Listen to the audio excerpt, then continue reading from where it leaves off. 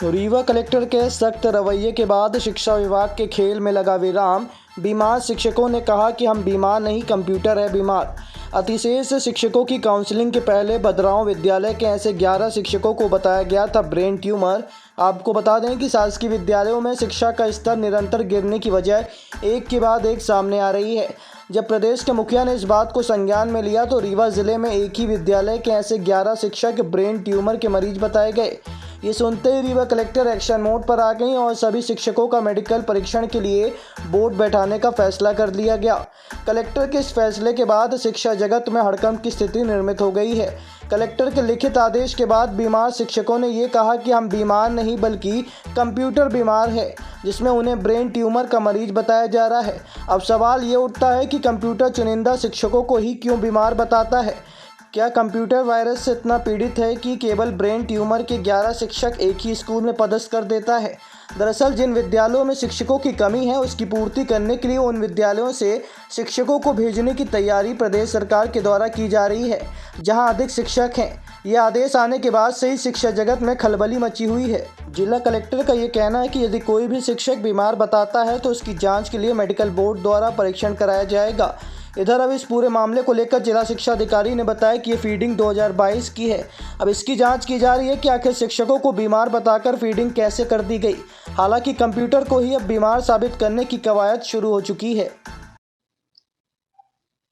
Sir, ये कोई technical fault की वजह से ऐसा हुआ होगा, क्योंकि हमारे यहाँ के जो शिक्षक हैं वो कोई भी गंभीर बीमारी से ग्रसित नहीं है। शिक्षा पोर्टल के अनुसार लोक शिक्षण आयुक्त के आदेशानुसार शालाओं में जो अतिशेष शिक्षक हैं उनको अन्य कम शिक्षक वाली शालाओं में भेजने की प्रक्रिया है। उसमें से कुछ लोगों ने अपना आपत्ति जाहिर की थी कि हमारा जो अतिशेष हम नहीं है, कोई और होना चाहिए मेरी जगह पे। उनके सबके अभ्यावेदन लेकर के उनके अभ्यावेदन की परीक्षण किया जा रहा है।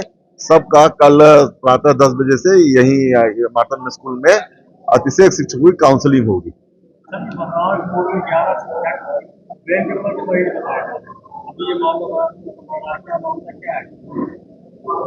ये फीडिंग 2022 में हुई थी और अब शिक्षक ये लिख कर दे रहे हैं कि हम में से कोई बीमार नहीं है।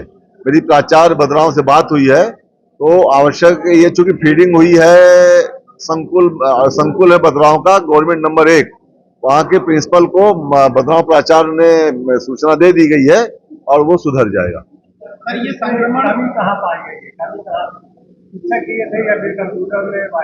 अब इतने 60 समय में तो नहीं बता सकता कि शिक्षक ने दिया था क्या दिया था। तो फीडिंग है, अभी कल तो बात सामने आप लोगों के माध्यम से उजागर हुई।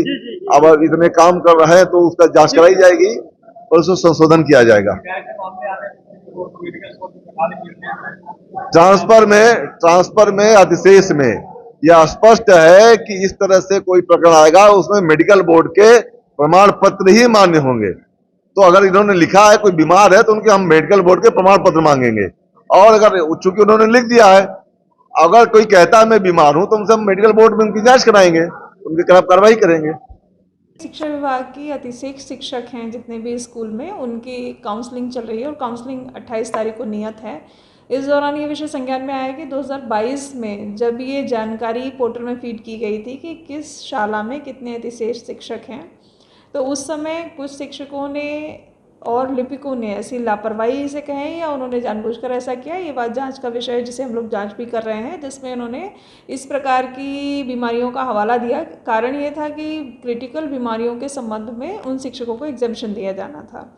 जब नई काउंसलिंग शुरू हुई तो ये विषय संज्ञान में आया कि ये गलत जानकारियाँ दी गई हैं, इसलिए जो 28 को काउंसलिंग है उसमें हम लोगों ने मेडिकल बोर्ड 3 से अधिक बैठाने का निर्णय लिया है कि जितने भी ऐसे लोग हैं जिन्होंने इस प्रकार का क्लेम किया है वो मेडिकल बोर्ड के समक्ष उपस्थित होंगे, अपने जो भी रेलिवेंट दस्तावेज हैं, मेडिकल दस्तावेज हैं, उनके सहित उपस्थित होंगे। उनमें ये भी संभव है कि कुछ जेन्युइन केसेस भी हों, तो ऐसे केसेस को अलग करके बाकी जिन्होंने इस तरीके की गलत जानकारियां प्रदाय की हैं या गलत जानकारियां भरी हैं उन लोगों के खिलाफ हम लोग कार्रवाई भी करेंगे और जो नियमानुसार काउंसलिंग की प्रक्रिया है वो संपन्न कराई जाएगी, ताकि ऐसे विद्यालय जहाँ पर अतिशेष शिक्षक हैं, वहाँ से जहाँ कम शिक्षक हैं, उनको व्यवस्थित किया जा सके।